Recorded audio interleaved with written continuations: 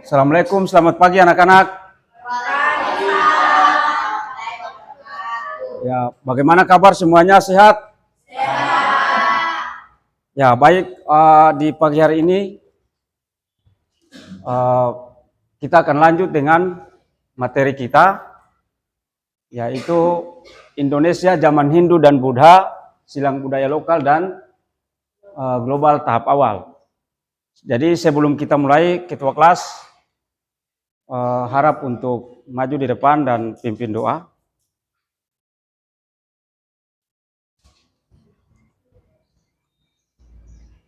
Teman-teman, sebelum kita mulai pelajaran hari ini, mari kita membaca doa sesuai kepercayaan masing-masing. Berdoa, mulai. Sudah. Selesai. Ya, silakan ketua kelas. Terima kasih.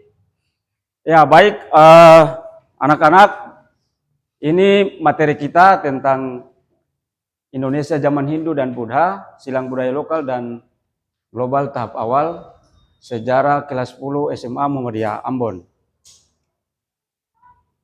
Nah, selanjutnya di sini anak-anak bisa lihat tujuan pembelajaran itu ada 3. Yang pertama, memahami teori-teori masuknya agama dan kebudayaan Hindu-Buddha di Indonesia. Kemudian yang kedua, menyebutkan kerajaan-kerajaan Hindu dan Buddha yang pernah ada di Indonesia. Kemudian yang ketiga,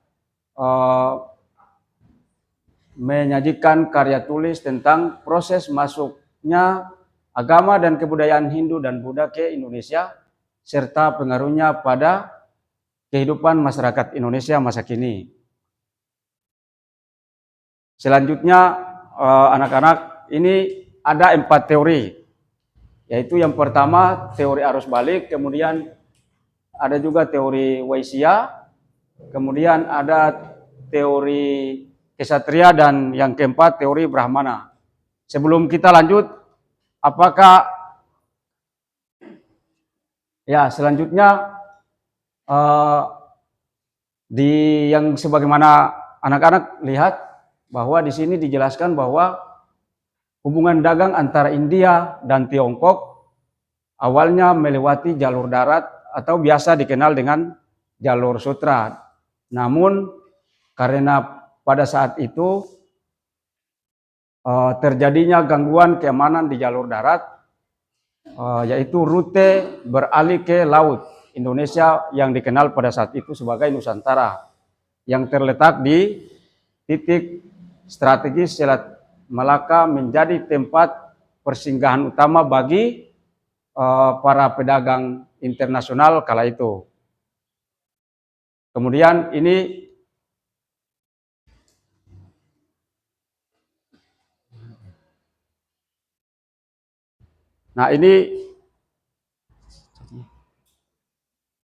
jadi pada saat itu mereka mulai proses masuknya Hindu dan Buddha ke Indonesia. Itu yang pertama mereka melewati mulai dari Hindia. Setelah Hindia mereka lanjut sampai ke Cina. Setelah Cina baru melewati Tiongkok, baru sampai ke Indonesia yang barusan Pak Guru jelaskan. Bisa dipahami? Ya, baik. Ini sebelum kita masuk di kesimpulan, kita refleksi sebentar. Nah, ini sebagaimana yang sudah dijelaskan tadi, Pak jelaskan. Dari 4 teori, apakah ada yang bisa menjawab 4 teori tersebut? Ya, namanya siapa, Nak? Ya, silakan berdiri dan lanjut menjawab. Teori kesatria mengatakan penyebaran dilakukan dengan bangsawan atau prajurit India yang melarikan diri karena konflik politik Indonesia. Mereka mendirikan kerajaan baru di Nusantara. Ya, baik, terima kasih jawaban yang sangat luar biasa dan sangat meluas. Ada yang lain? Ya, silakan. Teori Waisya dicetuskan oleh N. Jekon. Teori ini menganggap pedagang keuangan Malaysia sebagai pembawa utama. Saat pedagang, mereka berinteraksi dan menyebarkan ajaran hidup Buddha secara tidak langsung, terutama harus menunggu ahli untuk kembali ke India. Ya, baik, terima kasih. Jawaban yang cukup luar biasa juga. Ada juga yang lain yang bisa menjawab? Ya, silakan. Teori Sudra. Teori ini menyebutkan penyebaran oleh kaum Sudra kelas rendah budak yang dibuang ke Nusantara. Di Nusantara, mereka mendapatkan kedudukan lebih baik dan menyebarkan ajaran. Ya, baik, terima kasih. Selanjutnya ada juga yang bisa menjawab. Ya, silakan, Hafsa. Teori arus balik, teori yang paling mengakui peran pribumi penduduk lokal Indonesia belajar agama dan kebudayaan hidup Buddha langsung di India, kembali ke Nusantara untuk menyebarkannya. Ya, baik, terima kasih. Sebelumnya kita beri aplaus dulu buat mereka yang sudah menjelaskan. Nah, itulah yang disebut dengan empat teori masuknya agama Hindu dan Buddha di Indonesia. Kemudian selanjutnya Pak akan menyimpulkan dari empat teori tersebut, yaitu jadi pada saat itu para ahli sejarah saat itu juga dan sampai sekarang itu mereka masih cenderung mendukung teori arus balik dan teori Brahmana. Kenapa demikian? Karena kedua teori ini dianggap memiliki penjelasan yang dapat diterima dan sangat masuk akal. Nah, sehingga oleh karenanya dapat diketahui bahwa kehidupan masyarakat Nusantara yang pada dasarnya itu mereka hidupnya tidak bersifat pasif. Nah, itu bisa dilihat secara bersama. Mengapa demikian? Karena mereka secara aktif ikut mengadopsi budaya luar, namun tetap mempertahankan identitas lokal mereka sendiri. Kemudian sehingga bentuk dan ciri khas Hindu dan Buddha di Indonesia termasuk kehidupan masyarakat Indonesia yang beragam mempertahankan keagamaannya masing-masing, tetapi tetap satu, yaitu Bhinneka Tunggal Ika. Jadi dari kesimpulan ini dapat ditarik kesimpulan bahwa salah satu contoh yang ada di Maluku, orang Maluku hidup dengan mempertahankan agama dan kepercayaannya masing-masing, tetapi juga membangun hubungan emosional antara sesama. Misalnya di Maluku lebih dikenal dengan kehidupan pela dan gandong. Nah, hubungan kekerabatan itulah yang kemudian menjadi budaya lokal bagi orang Maluku kala itu maupun sampai saat ini. Misalnya contoh, dalam hubungan selain pela dan gandong ada istilah yang disebut sebagai istilah panas pela, kemudian panas gandong. Ada juga istilah masohi atau gotong royong. Nah, ciri-ciri itu yang kemudian masih dipertahankan oleh masyarakat Maluku atau masyarakat Indonesia pada umumnya. Nah, itu mungkin yang bisa Pak sampaikan.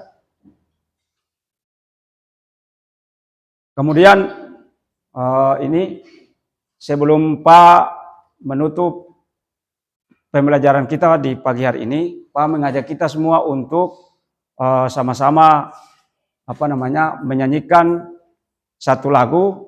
Ini merupakan lagu yang diciptakan oleh para peserta pelatihan literasi keagamaan lintas budaya yang diselenggarakan pada Kamis 29 sampai 1 Februari yang lalu, yang bertempat di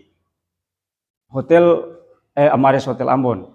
Nah, Pak, sebelum kita mulai, Pak mengajak kita semua berdiri dulu sehingga kita bisa fokus untuk bisa bernyanyi sama-sama ya.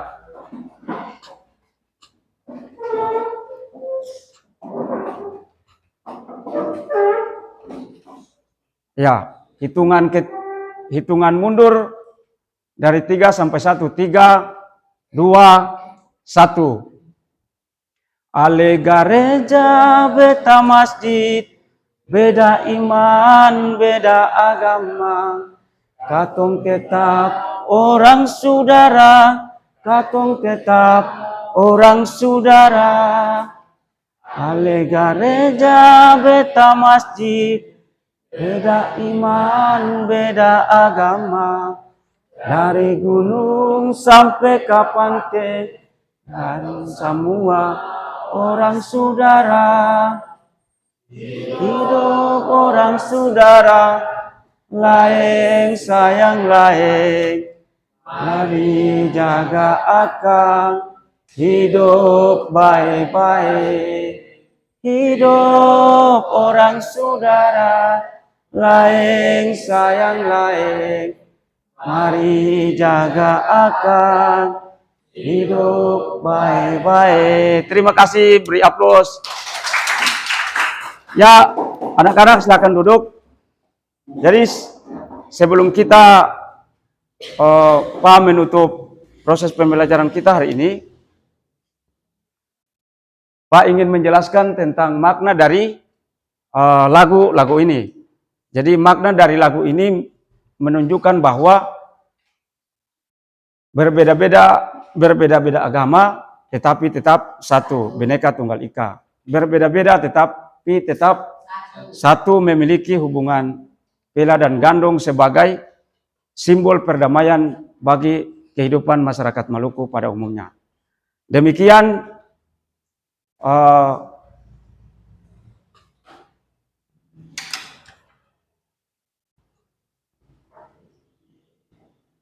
ya, sebelum kita ini sebelum mengakhiri ini, Pak mengajak kita untuk sama-sama menundukkan kepala sejenak dan berdoa. Doa mulai.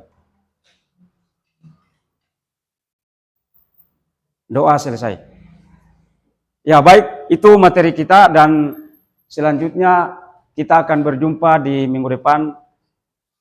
Assalamualaikum warahmatullahi wabarakatuh. Selamat pagi, sekian dan terima kasih.